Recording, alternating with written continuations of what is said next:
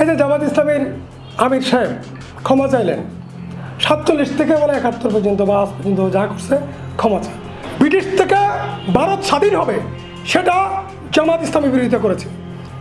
পাকিস্তান স্বাধীন হবে সেটা জামাত ইসলামী বিরোধিতা করেছে।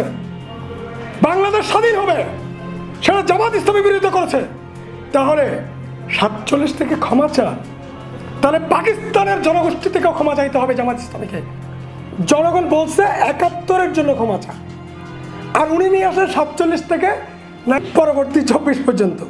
আরে ভাই, মেজর পাপ করছেন আপনি 71 সালে।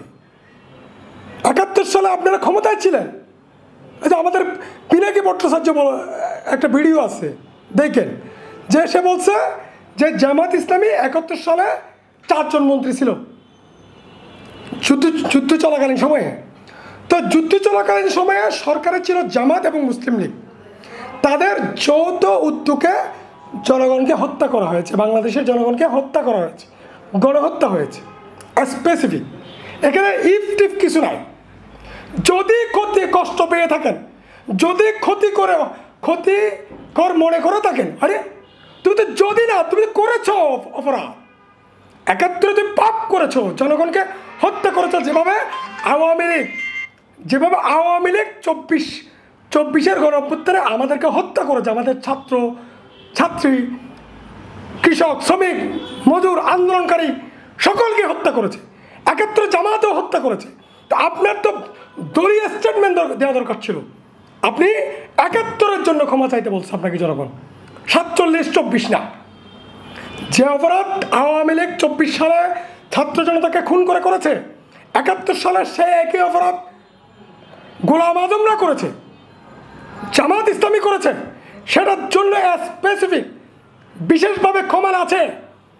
আপনি একটা নাটকের ফর্সা সাজাইলেন 47 থেকে 71, 71 থেকে 24। আরে ভাই, 71-এর জন্য অফিসিয়ালি ক্ষমা চাইতে হবে। এই যে আপনাদেরকে জনগণ ভোট দেয় না জামাত ইসলামীকে, কেন দেয় না? জামাত ইসলামী তথ্য দিই, নতুন তথ্য দিই, ভালো তথ্য দিই, ঐতিহাসিক তথ্য। জামাত ইসলামী শুধু বাংলাদেশ নয়, পাকিস্তানের স্বাধীনতার বিরোধিতা করেছিল।